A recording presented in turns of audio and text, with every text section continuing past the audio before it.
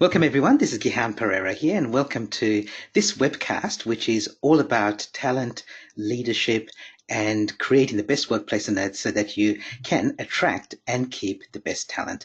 We're going to talk about a number of things related to talent and some of the latest research in what makes up the best workplace on earth. So what do employees want now from the workplace and how can you provide the sort of workplace that's going to attract the best people to work in your teams and to stay in your teams? So first of all, you want to attract them, but then of course you'd like them to stay as well. So as a futurist, this is one of my favorite quotations, and this is actually from Tolkien from his book The Hobbit, and he says this, that if you've got live dragons somewhere around you, then it's a pretty good idea to include them in your planning, in your strategic planning and looking ahead to the future. So that's what we're going to look at today. And we've got 45 minutes working together. And I do mean that as working together. So here are my three rules of engagement for this webcast. It's not going to be just me lecturing for 45 minutes. I think if I'm going to do that, I might as well just have recorded as a video for you to watch at your leisure. But I want this to be engaging and I want this to be interactive.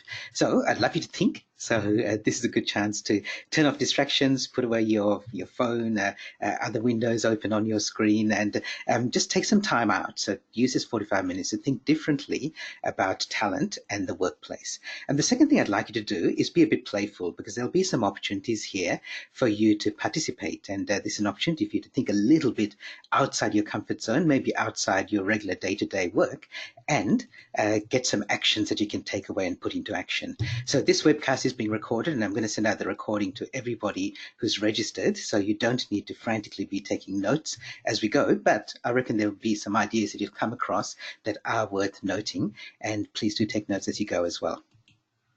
So for those of you who don't know me, I've been looking at the attendee list, and I reckon it's about half and half, the people who I know or know of, and there's some people that I don't know. So my name's Gihan Pereira. I'm a futurist, a conference speaker, a workshop presenter, facilitator, an author. I'll tell you about my latest book, which I'm really excited about, and I help you think ahead. So I know that the people who know me have sometimes seen me in the context of speaking from a big stage, speaking in that way, and this is going to be quite different. It's a little bit more intimate, even though it's remote. It's quite intimate. It's a small group. There'll be an opportunity for you to ask questions and for you to engage in a slightly different way. I've worked with a number of organizations around Australia and New Zealand, around the world, and I've picked the ones here that I've worked with recently around leadership, talent, HR, workplace, and so on. And I'm showing this to you for a couple of reasons. First of all, that I do have a little bit of a diversity of perspective. And quite often, it's what you're looking for is maybe somebody who can help you just look at it from a little bit, from a slightly different perspective than your regular work. And it's interesting when I speak with leaders, that's what they generally say they want from me. They want me to help them see what's happening elsewhere and then help translate it for them in their world. And you'll see here there's not only different organizations, but different types of organizations. So you can see government organizations, federal, state, local, there's healthcare, there's large organizations, there's people in insurance, in a whole bunch of different industries as well. Last year, I spoke for ARI. I was the opening keynote speaker for the ARI convention here in Australia, which is great, fantastic event. And coming up in August, I'm going to be going to my second favorite country in the world and speaking at the New Zealand HR conference, which is coming up middle of August. So I know that I've got a few of my Kiwi friends here on this webcast as well. So welcome to you.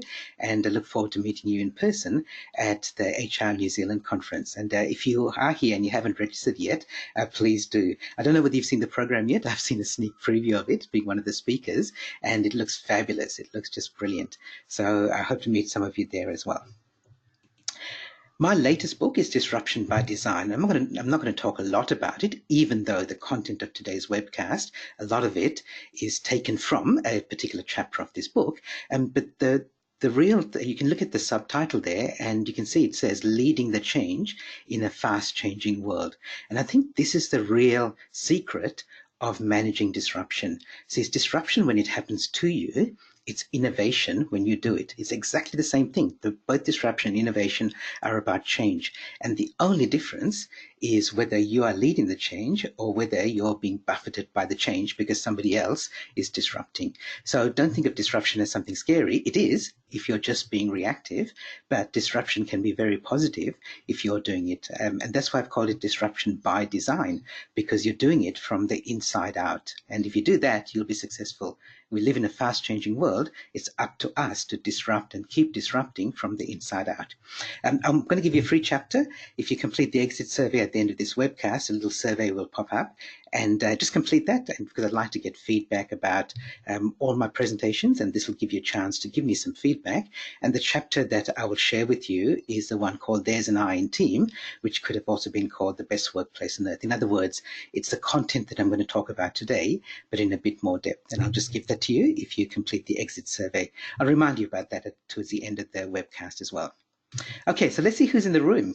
I'm really curious to know who's in the room, and this is also a good chance for me to demonstrate the polling software, because we've got a few polls coming up in the next 40 minutes, and this is the first one. So I'm just going to very broadly ask you what your main role is. So let me see. Let me run the poll here. So let me launch it, which will open it up on your screen. And I've given you 5 categories, well, 4 really, and they're very broad, and there's some overlap between them. So if you may fall into one or more category, and if you do fall into more than one, then just pick the one that you think is the most relevant for you, and then I'll show you the results. By the way, all the polls here are anonymous, so I only show the results that you'll see will just show the percentage for each item, not individuals, obviously, because that's how the anonymous polls work. Okay, so almost everybody's voted. Thank you very much for voting so quickly. Okay, great. Okay, so let me share the results, because I can see the results here, but you can't yet. So let me share them for you. Okay, brilliant. So I'm really, really pleased here. So this is, I was hoping that this would be the mix of the group. So actually, I wasn't expecting that many HR professionals, but great, fantastic to see so many HR professionals, and 75% of the room are senior leaders or HR professionals, and obviously there's some overlap between them, because there might be some very senior HR people in the room as well. Great. So this will help. This will help me understand tailoring the webcast, and also the questions that you'll have along the way. So I will stop at various points for questions. Please feel free to type in questions in the question box as we go, but I'll stop at various points for questions as well. But also, I'll let you know that I'll be asking you questions as we go through this webcast. And some of them will be rhetorical, and some of them will actually, I'll ask you to use this same poll technology to answer some of my other questions about some research. But let's start with a rhetorical question here. So the question here is, have you been ghosted? And some people will know immediately what that means. Some people won't. So looking up the definition of ghosting, it's a phenomenon that the word came around in this context from online dating, where you're supposedly dating somebody, and then at some point they suddenly cease all communication with you. Okay, they don't respond. They don't say just not into you. They don't say stop bothering anymore. They just stop responding to things. And it's one of those things that you can do now in the 21st century, because you just don't have to. We've got tools now that make it very easy to ignore people. And so that's what ghosting is. And my question is, have you been ghosted? And I'm not going to ask you to respond to that. And I'm actually not even asking about this in the context of online dating or dating, because towards a couple of months ago, there was a spate of articles about workplace ghosting.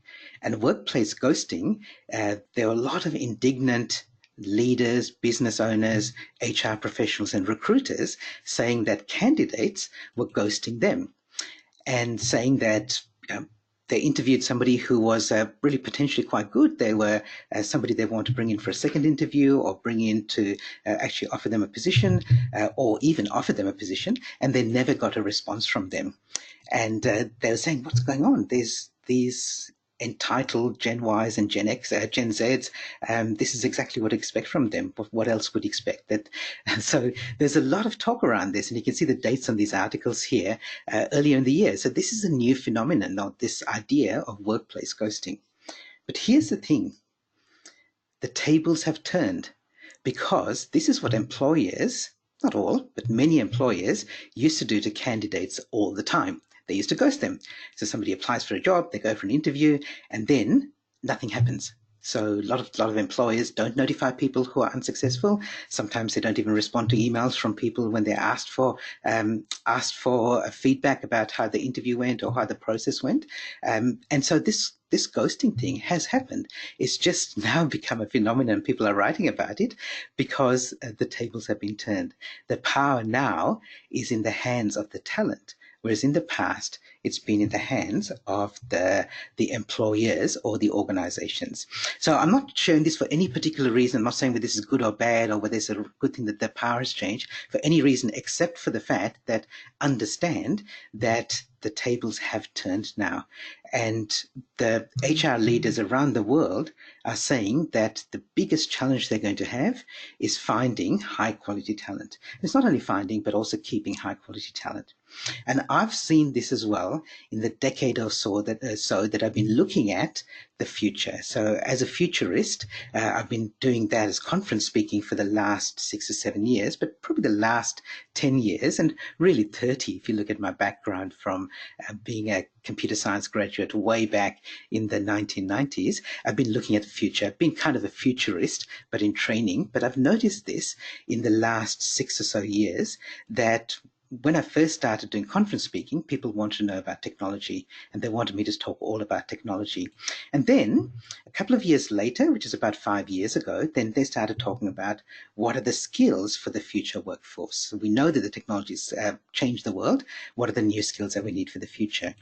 And now we're talking about talent. So now we're saying we've got people with those skills. We know they're out there. How do we create a workplace that attracts them? And that's what we're going to talk about today. I reckon in 2 years' time, we'll be talking about AI. You'll see a lot of talk about AI at the moment, but it's not mainstream and it's not quite ready to integrate in the way that people are talking about it. There's a lot of hype. And I actually think a lot of this is not just hype, but it's actually predicting what's coming up in the next 2 or 3 years.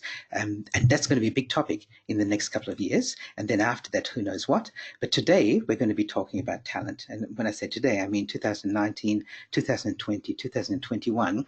This is going to be the biggest driver of success in the future. It's not about having the technology. It's about having the people who are able to use that technology and other things to be able to take you into the future. Okay, let me quickly stop, catch my breath, and just check if there's any questions about what we've covered so far. Generally, at this point, people don't ask a lot of questions, but I'm happy to clarify anything that has come up. Okay, good. Nothing yet. That was just a quick check because we haven't really got into any of the trends for the future yet, but we will soon. I've also seen these trends have also been matched by the publication. So I've written a number of books, but the 3 that are the most relevant here, this first one, when you're looking at seeing into the future, let me see if I can get the first one. So almost 10 years ago now, 8 years ago now, I wrote this book, Fast, Flat and Free, which is all about how the internet has changed your business. Now, this book is a little bit out of date now. It's still available on my website, but because it's out of date, I made it available as a free download. You're welcome to download it if you're interested, but it's not that relevant now. This one here that I wrote 4 years ago absolutely is relevant. It's about the future of leadership, and it's about how you lead a team into the future. And my new book, Disruption by Design, as I mentioned earlier, is now where we're heading. So be innovative rather than disruptive. There's a lot of research now talking about skills.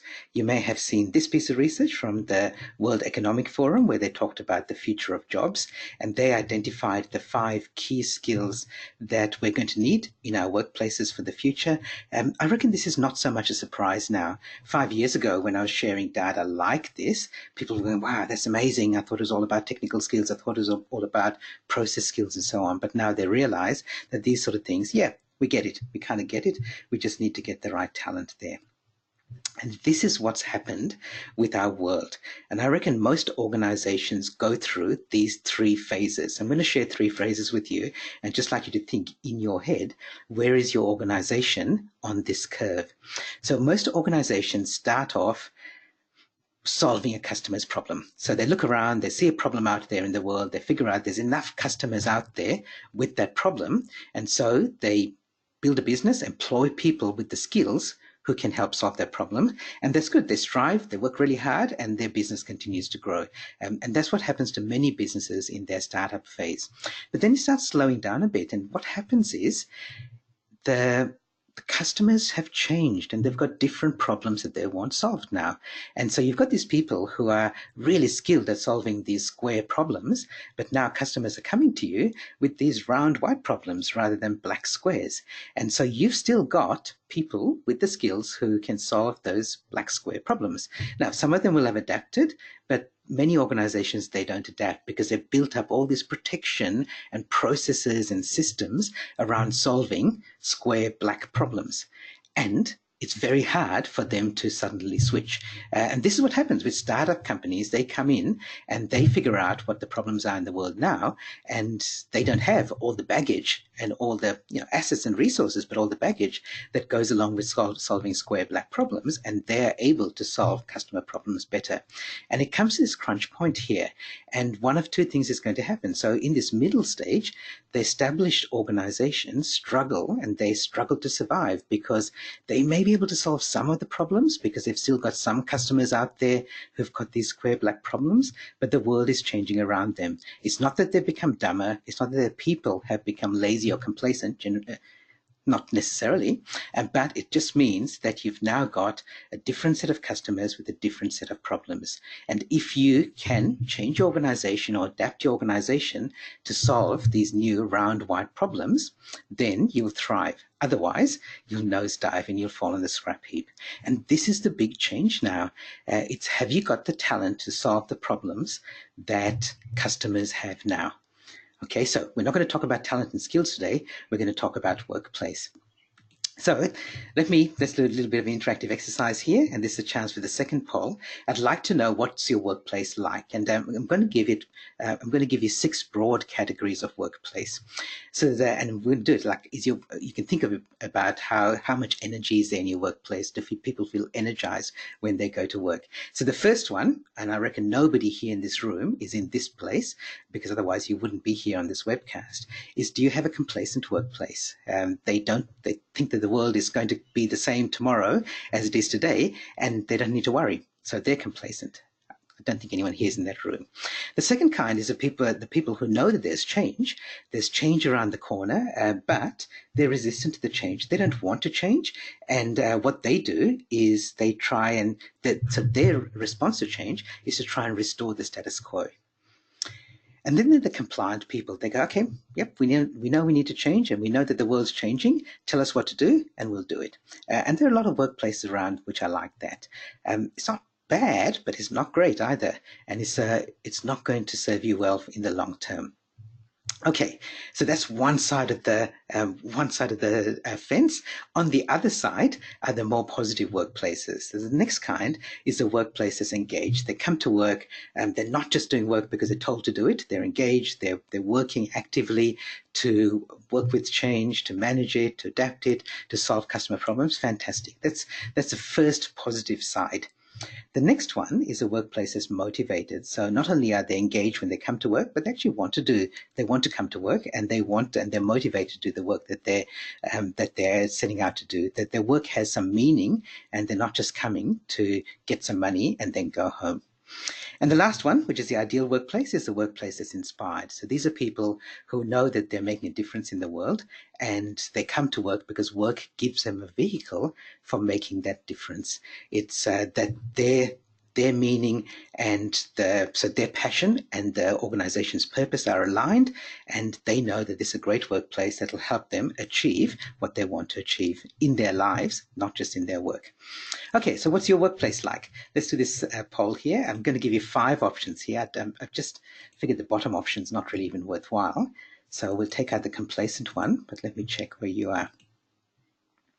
Okay, resistant, compliant, engaged, motivated, or inspired. What's your workplace like? If you're not responsible for the whole workplace, it could be what's your team like, and we'll see what we come up with. I've run this a number of times, and again, I've got a pretty good idea. Well, I've got a guess about what we're going to come up with, but we'll see. Okay, thank you for voting fast. That's really good. It's really good in a webcast like this. So quite often, like I run this Best Workplace on Earth. This program is a half-day program, and So we do have a little bit more time to explore some of these questions, but today in a webcast, I really appreciate you responding quickly because we're only taking a slice of that, and the quicker you respond, the better. So thank you for that. Okay, let's share here. Okay, I'm quite surprised that there's quite a lot here that are compliant. It's usually what happens is that there's a very small number who are at the bottom and the top, and the other three are pretty equal all the way through. In this case, there's a little bit more that are in that compliant one. Interesting. So this is not bad, good or bad. This is just a pulse check of where you are at the moment. So I reckon wherever you are, there you'll get some value from what's coming up, because there's some research about what makes up the best workplace on earth. And Harvard Business Review did some research. People at Harvard did some research. It was published in the Harvard Business Review a few years ago, and they identified these 5 things that make up the best workplace on earth. In the full workshop that I run, we go through each of these 5 things in detail, and we work through them, we workshop them in how you create them. We're not going to do that here, but let me tell you what the 5 things are, and then I'll pick and choose a couple of them to talk about in a little bit more detail in the webcast. Okay, so here are the 5 things. The number 1's about identity and diversity. So let me be myself. So recognize my uniqueness. So when looking at not just somebody who's going to just be a good fit for the organization, but somebody who's going to be diverse, and we can embrace that diversity. And the second one's around authority, so help me get stuff done. So we've always known that good leaders delegate. It's just that that's become so much more important now, and to be able to delegate authority as well, so that you as a leader don't become a bottleneck for your team. Because in this fast-changing world, you can't afford to have any bottlenecks in the process. So it's actually empowering your team by giving them authority to take action. And the next one's around talent, discover and magnify my strengths.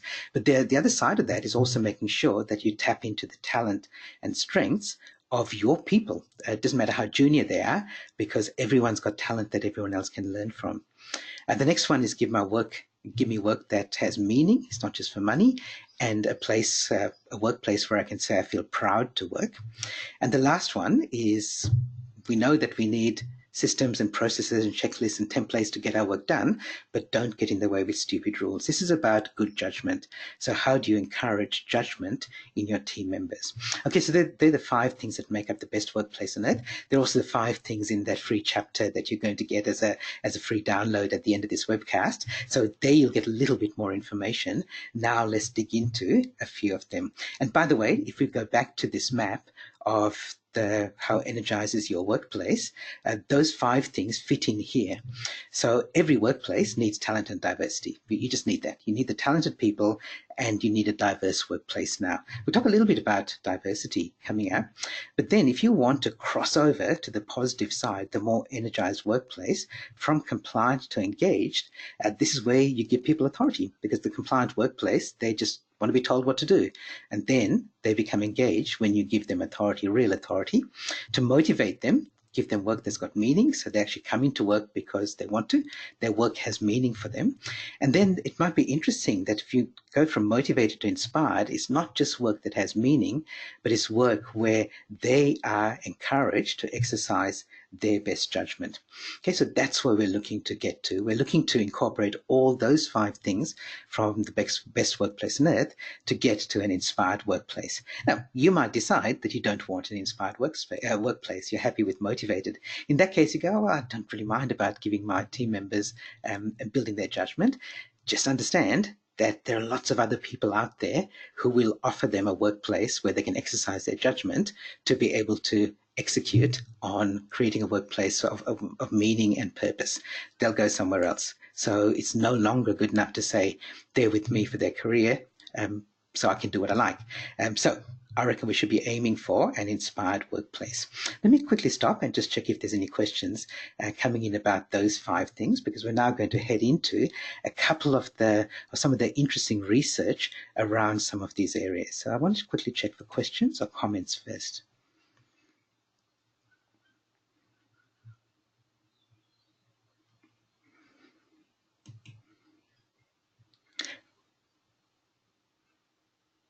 Okay, question from Jim about the Harvard review, the Harvard research.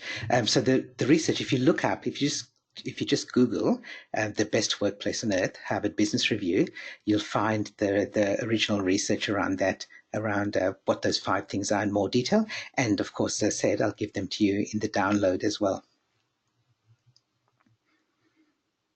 Okay, good. So we've gone about halfway through. Perfect timing. Let's now look at some of the research and what you can do based on that research to enhance your workplace. Oops, see a couple more questions coming in. Yeah, okay, great question here. By the way, I should have said this at the start. So if you want me to keep the questioner anonymous, then just write anonymous at the start of the question and I won't read out your name. I forgot to say that, so I'm going to keep this one anonymous. What if you work in an industry that is compliance driven, but you want to be an inspired workplace? Yeah, look, absolutely. So where I've got compliant here, it doesn't mean that the industry is very compliance driven. I'm saying that your workforce, the people in your workplace, are compliant. All they do is say, yep, just tell me what to do. I'll get my job done. I'll get my pay and I'll walk out at the end of the day. You absolutely, and I've worked with industries that are very compliance driven, healthcare, financial services, education to a certain extent. In fact, some of the federal government, Australian federal government organizations, they're very compliance driven. Now, it doesn't mean that means that the people have to be compliance driven. So it doesn't mean they have to be compliant. They absolutely need to have systems and processes and checklists and templates and all of those sort of things. And that's exactly why I say that very last step is don't get in the way with stupid rules. So help me exercise my judgment in a way that fits within the constraints of what I'm working in. In some ways, it's better where compliance is forced on you, and then you have to find ways, because compliance actually helps you build better. Good compliance means you build better procedures and better systems. And then you can let people exercise their individuality and creativity. So thank you, I won't say who, for that question. Okay, got a thank you from that. Okay, let's look at some of the research now. And by the way, there's a number of, this webcast, as I said, is a very short version of a much longer workshop, or even longer if I do strategic planning with leadership teams. So I want to give you, as I go, a number of other resources that you can use as well. So in addition to the recording from this webcast, there's a bunch of other resources at gihanperera.tv, which is the video page on my website. And one of them, and I'll refer to a few others as we go, is this one here, 10 Ways to be a Talent Magnet, according to the latest research. So all the research that I'm about to talk about here, you'll get the references there, plus more as well. And I'll refer to a couple of these other videos as we go. Don't go and look at them now, otherwise I'll lose my whole audience. But please feel free to take advantage of them later. There's no sign up or anything. Just go to the page and you can watch the various videos that are there. Okay, so let's make this interactive again. Okay, so I've been talking for a bit.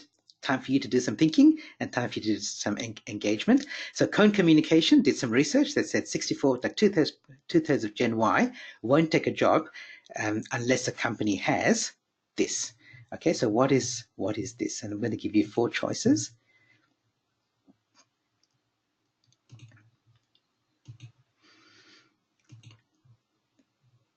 Okay, here we go. Do Gen Ys, the millennials, do they want, so you understand Gen Y, Gen Z, so Gen Z are the people who are just coming out of high school now, they're just moving into the workforce, and the Gen Ys are the ones who are now taking up a lot of leadership positions, so they're the ones who are like 40 or younger, but then like 20 to 40. That's probably the age of Gen Ys. Okay, clear career path, strong CSR values, online learning tools, childcare facilities. Okay, brilliant. Really smart audience here. I knew you'd get the right answer.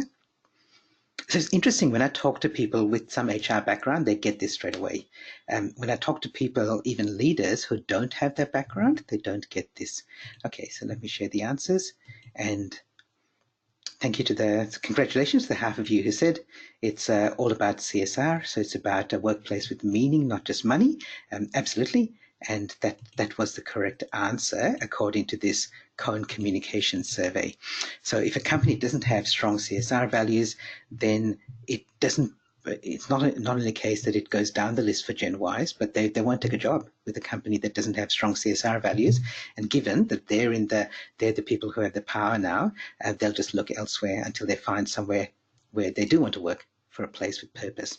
So it's coming down to this, and many of you will know this, so I won't spend a lot of time on this, as there's a difference between a salaried job and a workplace that offers a shared journey. So salary job is fantastic. It helps solve customers' problems, helps customers achieve their goals. Fantastic. But it's not the same as also being able to offer mission, values, and purpose, and then integrating that into your daily work as well. So it can't just be something that's done at a conference in a 1 hour session to figure out what our values are. And then stuck up on a wall or stuck in somebody's drawers or filed away somewhere on their laptop. It's all about making that happen as a day-to-day thing. It's happening all the time. So the real question is, and this is something that could take a while, so I'm not going to ask you to do this now, but what's your big idea? And by this, I mean your organization's big idea. What's your purpose? What's your purpose beyond making money? What difference are you making in the world? It sounds very broad and abstract, but just keep in mind that smart, talented people are looking for that now. The CEO of Box, so Box is like Dropbox, Sam Scilacci, he says that if 80% think this is the stupidest thing they've ever heard, and 20% think fantastic, best thing in the world, then you've probably got something. So that's what you're aiming for. So what's a big idea around that? Okay, as I said, this could be a very big conversation, so I won't go there. We'll look at this next one, though. Next chance for you to engage. So according to Robert Half, a survey from last year, what would Australian workers be most willing to accept a pay cut for? Let's do the quiz.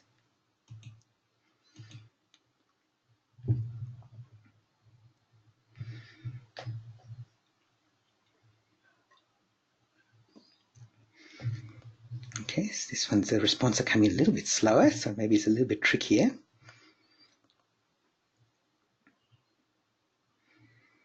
Okay, but now that people have voted, they voted very quickly, so that's good. Okay, let me close and share the results. Yeah, okay.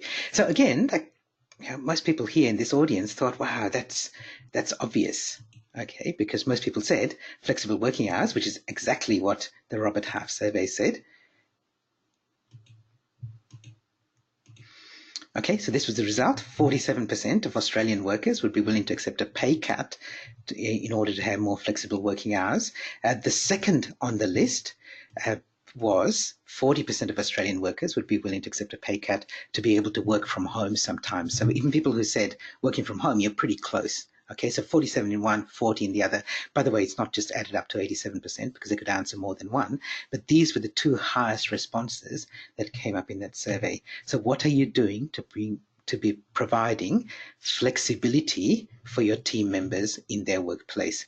And again, I'm going to take a little bit of credit here for foreseeing this almost a decade ago. I showed you the 3 books that I published, the 3 main books that I published over the last decade. The other book that I didn't mention, but I also published in 2011, is this book here, Out of Office. And this was written for people, for employees and workers who want to use and who want to do some kind of flexible work, whether it's full-time working from home or part-time working from home or a mix of the two. And this was well before its time, but so this is a book that's out of date as well, so I wouldn't recommend getting that. But I knew at the time, I and my co-author, Dr. Chris Pudney, when we wrote this book, we knew at the time that flexibility and the ability to do distributed work was a really, really important part of what a lot of people wanted. And we, coming from a technology background, we realized that the technology was enabling that now. So we wrote that book at the time to help people encourage their organizations and their bosses and their employers to offer that. And at the time, it was a favor being offered by the organization. Now, it's something that people expect as a right and a privilege. Sorry, not a privilege anymore, but as a right. So how do you provide that? Again, this could be a very long conversation, and you know that I've written a book about it, so I can talk a lot about this. I wrote recently for Smart Company magazine an article about that, like 3 questions about, are you flexible enough for flexible work? And you can look that up on Smart Companies. That's why I've got the slide here for you to look at. The main point I want to make is that this is not mainly about technology.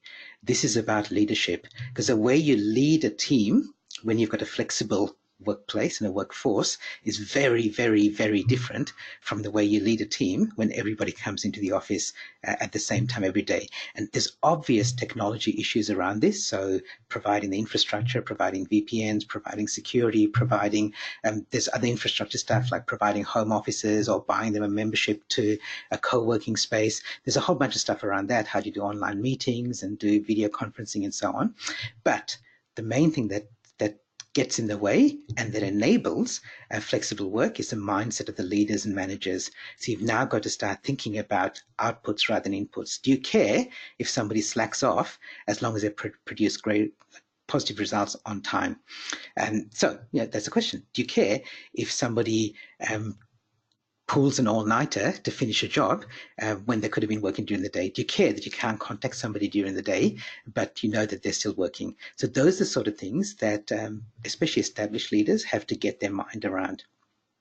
Okay, let me ask another question which is related to flexibility. So how many workers, this is global by the way, worry that flexible work affects their promotion opportunities? And this leads on from what I've just said. So flexible work, if you say, okay, well, we've got all the technology in place, that shouldn't make a difference now. We should treat them all equally. But some workers are worried that the fact that they're that they're not seen. So you need to be seen and not heard. If they're not seen, if it's out of sight, out of mind, then it affects their promotion opportunities. So this was Mercer Global Talent Survey. Okay, thank you everyone for voting. Let me share the results.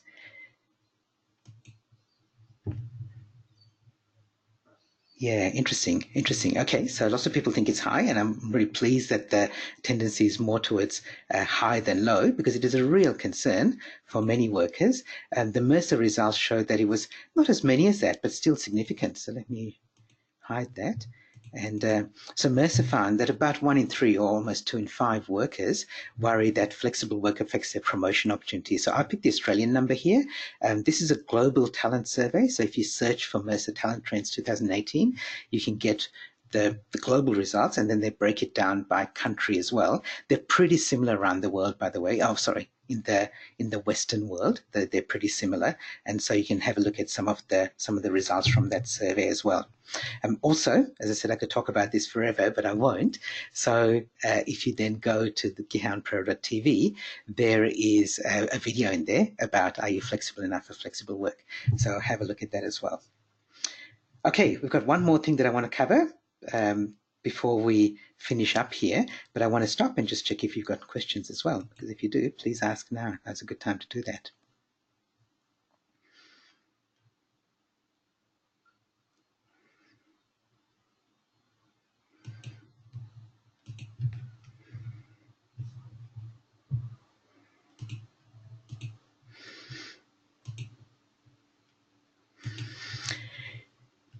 Yeah, okay, so Lisa asked a question. How receptive do you think employers are to flexible working? So I can't give you a number, Lisa, but I would say the answer is not receptive enough. So the real question is not so much like it's not so much waiting for employees to ask for flexible working opportunities. It's actually enabling those sort of opportunities. And this is what happens with a lot of startup companies. They start by thinking, we don't want to invest in office space. We don't want to invest in that sort of infrastructure. Let's just have people working flexibly, and it happens automatically. And they build everything around that. So a lot of employers, especially established organizations, are not open to it. Are not receptive to it. And some of the challenges that even the ones who have, even the ones who are open to it, some of the leaders have the challenge that their organization isn't necessarily receptive to it. So it could be HR, it could be IT, it could be senior leadership. Even if you have the right mindset as a leader, it doesn't necessarily mean that your organization is receptive to it, which means that you might have to fight for that right for your team members. So I think and the reason they're not receptive is because they've just not grown up that way with that in their as part of their leadership style. Geraldine says, is there an industry difference to those surveys? And absolutely there would be. So that Mercer Talent Trend Survey, I'm pretty sure, I just can't remember the exact details of that one now because I read so much. I'm pretty sure that was broadly speaking. I can't remember whether they broke it down by industry. I definitely know they broke it down by region and country. I think they did break it down by industry, so maybe check that out as well, Geraldine. Okay, let's look at this last area of building the best workplace on earth. As I said, this is not my full workshop, so I'm only picking and choosing some of the ones that people might be interested in. And rather than going through all of them and rushing through, let's do a couple in depth. So this one here, okay, automation. So let me ask this last question here, my last poll question. How many jobs in Australia? And I know, by the way, I know the audience here is not all Australian, but let me add, so this was some research done in Australia. How many jobs in Australia are likely to be automated in the next 10 to 15 years? Oh, wow. Okay. Good. Good to see quick responses and good to see, actually really thrilled and impressed to see most people are pretty much getting the right answers straight away. Okay, I'm happy to close that and share the results because almost everybody has voted there. Okay, so you can see the results here that the majority answer was the correct one, according to the survey. According to the research. This was not just done for a survey. This is Australia's Future Workforce that did some research, and based on their projections, about 40% of jobs in Australia are likely to be automated in the next 10 to 15 years. So it's not the dramatic story of robots are definitely coming for your jobs, because they're not coming for all the jobs, but 40% of jobs is a significant number. And if you're in that 40%, it doesn't matter whether it's 40% or 90%, it's your job. So it's a big challenge for many organizations. And Dell, just as giving you another little bit of research, says that leaders are expecting employees and machines to work together. And I think this is the real secret. It's not so much about the robot is going to come and take your job or automation is going to come and take your job away from you. It's just that you're going to have to be better working together with robots. And when I say robots, we're not talking about necessarily these humanoid robots like this. We're talking about software automation. Now, to me, it's like the difference between a typewriter and a word processor. So I'm an author. I write a lot. I blog a lot. I do a lot of stuff with writing. And the fact that I'm using a word processing tool like Google Docs or Microsoft Word makes me a much better writer than when I was in the old-fashioned days when I was using a typewriter. It doesn't improve the quality of my writing, but it just makes the writing process so much better. And there's so many ways in which right now we're using robotics and automation in the workplace. And this is not robots doing your jobs. This is robots and software helping you do your jobs better. So I just want to give you this. We're not going to go through this in detail, but I want to give you this list of things, the sort of things that are happening now with automation. And this is why I said earlier in the webcast that in the next couple of years, the ability for humans to be able to work together with artificial intelligence is going to be one of those key skills, and that's the sort of talent you'll be looking for. But at the moment, we're not quite there yet, but it's something that we should be thinking about in the next 2 to 5 years. It's pretty early days yet, but it's going to come soon, and it might come sooner than you think. So I want to do this little puzzle with you. This is my last interactive bit for you. It's a puzzle. It's a mathematical puzzle. Some of you may have seen it before. That doesn't matter because you'll get the answers pretty quickly. So here's a puzzle. So there's a lily pad. There's a pond, a lake, with one lily in the pond. And what happens is that the number of lilies doubles every day. So you look again tomorrow, there's 2 lilies. The next day there's 4, the next day there's 8, the next day there's 16, and so on. It fills the pond in 30 days. So here's my question for you, and you can write your answer in the question box when I ask the question. So the question is, when is a pond half full? So at the end of 30 days, it's full. When is it half full? Okay, no responses yet. I'm just waiting. Gerda's got a response, and she's got the right response.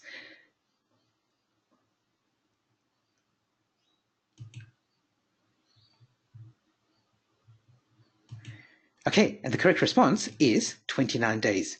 Okay, so the correct response, I can see other people responding now, but it's not a trick question, but so somebody says, I think it is a trick question, but it's not a trick question, but it's an interesting question around exponential growth. Because what happens is, it sounds odd to say, well, like the intuitive answer, the first answer most people give is 15 days because it's filled upon in 30 days. It's half full in 15 days. But actually, that's not true, because let me show you that the answer is, as a couple of people have responded now, 30 days. Because on day 30, the pond is full. Okay. The day before that, it was half full. And remember, it doubles every day. So that's the day that it was half full. Okay, but that's not the point I want to make. The point I want to make is, let's go back a few more days. So the day before that, it was a quarter full. The day before that, an eighth full. So all the green bits, you can see the green bits is the bit that is full. If you go back to the start of the week, there was almost nothing in the pond at the start of the week. And yet, a week later, or at the end of that week, it was completely full. And most people don't understand how that's possible. This is what happens with exponential growth. It starts off really small, but doubling means that it increases faster and faster and faster. So just because you see some of these things, as you say, we've looked at some of these things here, we looked at flexible work, you may think, well, only a couple of my employees want that at the moment. We don't need to provide it. Just understand that very quickly everyone's going to want it. AI, not much of an influence at the moment. Pretty soon, everyone's going to want it. So the sort of things that we're looking for, we might think are fairly minor, and yet exponential growth means that they're going to happen faster and faster and faster. And it's not just technology anymore that's growing exponentially. Because we're so connected with social media, with other connectivity tools, it also means that other things are growing exponentially as well. So just a bit of a warning before we finish up, that don't be complacent and think that, oh, it's just a little minor thing now, it's not going to make much of a difference. Okay, so I hope you found it useful, and there's one last video I want to refer you to, which is this one here, which is, again, ideas about people and machines working well together. As I said, by the way, the things here on this video are the things that are happening now with artificial intelligence. As I said, I think artificial intelligence is going to be even bigger in the future. So just to finish up with, if you're interested in working with me around these ideas, around the best workplace on earth, I've given you a little bit of a flavor of it today, and I hope I've given you some value that you can take away and use. But also, there are other ways that you can engage with me. Conference keynotes, some of you here have already seen me deliver a keynote presentation, so we've already worked together. I've got a brand new keynote called The Best Workplace on Earth, and broadly speaking, we look at those 5 elements, and I deliver that in a keynote context. And you know what that's like. It's engaging, there's humor, there's interaction, there's a whole bunch of things like that for people who've seen it, and for people who haven't, there's a great opportunity for you to do that. The other thing you can do is the workshop or a breakout session. So the breakout session is typically a shorter version than the workshop, but the workshop is typically half a day or sometimes a full day. So in that, it's about developing skills, about filling in the missing pieces in your workplace and figuring out what those are, and then helping to fill it in. And the last one, which I'm being asked to do more and more, is helping senior leadership teams with their strategic planning around this. Because if you do believe that the talent that you've got and you're going to continue to have is your key strategic factor that's going to make a difference in your future, then let's talk about how to build that, assess where you are now, and then build that into your workplace. So if you'd like to get in touch with me about any of those things, please visit gihanperera.com. You may have visited that already during this webcast, or I hope you do later as well. Just a quick reminder, remember to complete the exit survey at the end of this webcast, and I'll send you the free chapter, which is around the best workplace on earth. I've called it There's an I in Team, but it's around that whole idea of building the best workplace on earth. So, just to finish off, for people who haven't already got my details, here they are. So you can go to find all my details at gihanperera.com, and very easy to find, and you'll find there very easy ways to get in touch with me as well, not just following me on social media, but also phone number, email address, please drop me a line, and we can continue this conversation in any one of those other modes I mentioned as well. Thank you very much for coming along. Thank you for participating in the various polls and questions. I hope you got some value from this today, but most importantly, I hope you've got some things that you can now take away and put into your everyday work to help create for your organization the best workplace on earth. Thanks, everyone. Bye for now.